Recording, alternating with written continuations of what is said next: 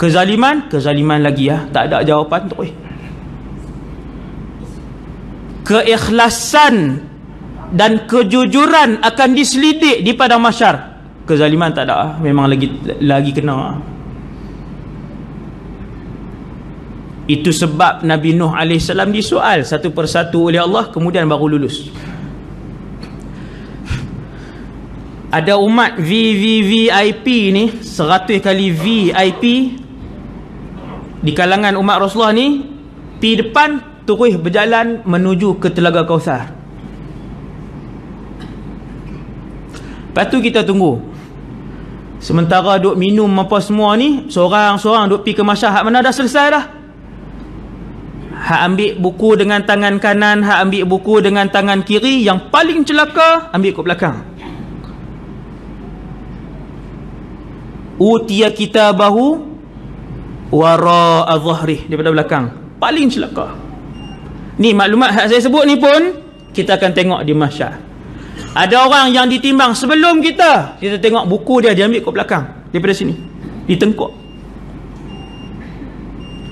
Ramai yang tak tahu yang ambil kat belakang ni apa, yang angkat tangan kanan ni siapa, yang angkat tangan kiri ni siapa.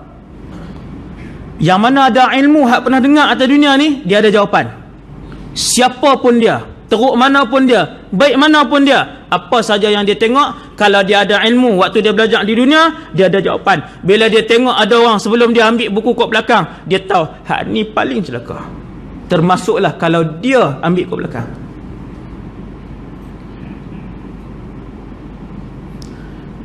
Hak geng mulia ni Allah Ta'ala sebut dalam Quran, wa amma man utiya kitabahu biyaminih, tangan kanan dia terangkat, fasawfa yuhasabu hisaban yasira, Allah mempermudahkan hitungan. Maksudnya Tuhan tak susah, pemudah ya. Jalan amalan dia. Sampailah dia angkat tangan kanan dia ambil. Wa yanqalibu ila ahlihi masrura. Juzuk amma je tu sahabat buat heran lah. Kan macam juzuk 26 bukan juzuk 6, bukan juzuk 12. Juzuk 30. Adapun mereka yang ambil buku tangan kanan, ahli syurga. Allah pemudahkan hitungan amalan mereka. Wa yanqalibu ila ahlihi masrura. Ni perjalanan ahli syurga ni.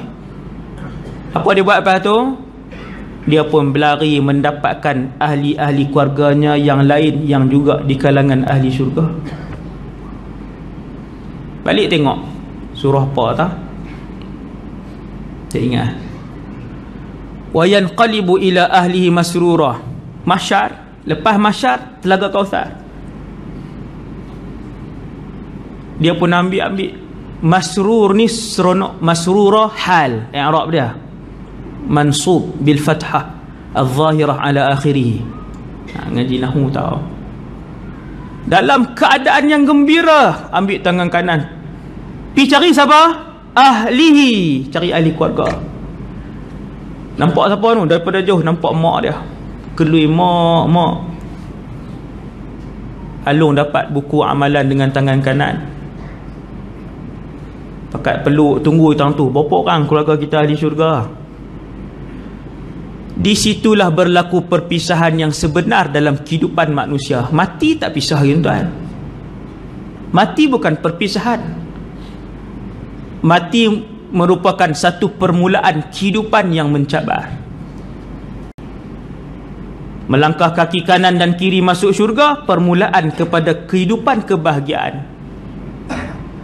Ketika mana kita berpisah dengan ahli keluarga kita, yang sebahagian langkah kaki masuk syurga, yang sebahagian langkah kaki masuk neraka, itulah perpisahan sebenar. Hak tu perpisahan sebenar.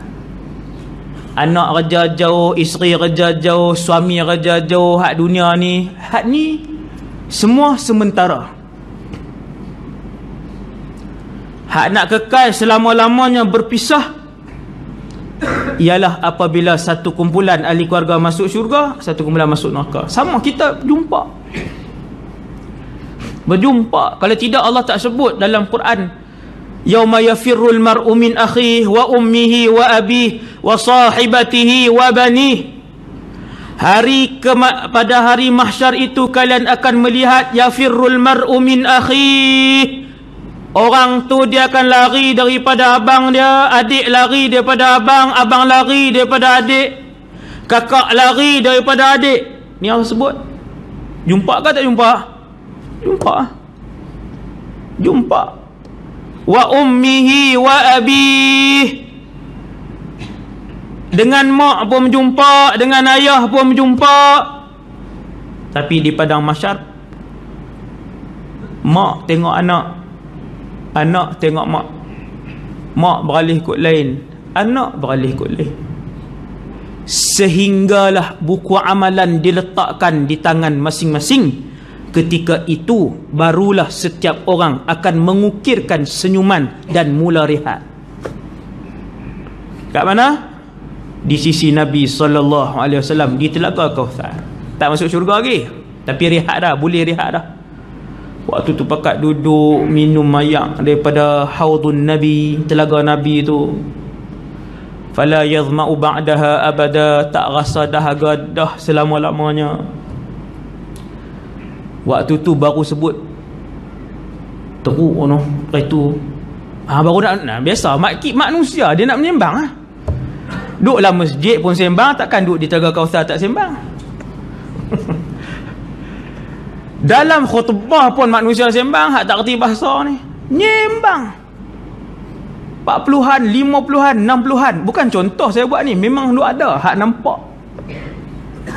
Nyembang tak habis. Bila duduk di Telaga Kautsar tu, tang tu baru pakat senyum.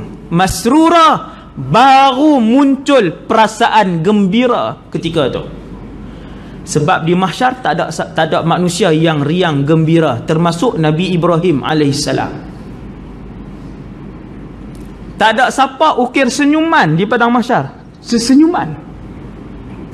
Termasuk para nabi tidak mengukirkan senyuman di padang mahsyar. Malaikat pun tak bercakap.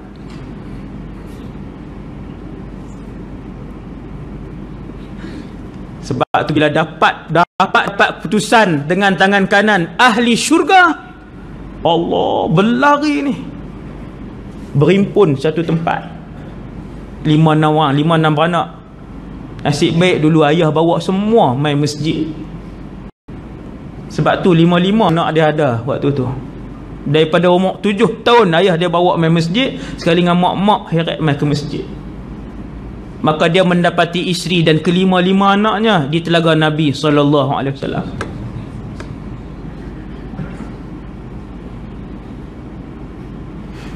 Setelah ahli syurga tahu kata dia ahli syurga, ahli neraka tahu kata dia ahli neraka, malaikat pun buat pengumuman. Didatangkan kambing hitam, wakil kepada kematian. Dibentukkan kematian tu menjadi kambing natang. Mati makhluk, nyawa makhluk, arash makhluk, Kaabah makhluk, kursi makhluk, syurga makhluk, malaikat makhluk, bidadari makhluk. Didatangkan kematian di padang mahsyar, lalu dibunuh dan disembelih kematian. Maka malaikat pun bertempik di padang mahsyar untuk didengarkan kepada keseluruhan penduduk mahsyar. Ya ahlal jannati, wahai penduduk syurga, wahai bakal penghuni syurga, wahai penerima-penerima keputusan dengan tangan kanan, khulud, kekallah kalian di dalam syurga. Pengumuman ni kita akan dengar ni. Saya sebut siap-siap pengumuman ni.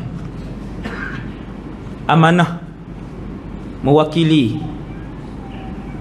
hadis Nabi SAW. Kemudian malaikat menyerit, ya ahlan nar, wahai penduduk neraka, kehidupan akhirat tiada lagi kematian. Khulud, khulud tu kekal selama-lamanya. kebiru-biruan kulit ahli neraka. Takutnya dengan pengumuman tersebut. Baru umum tak masuk lagi. Baru umum tak masuk lagi.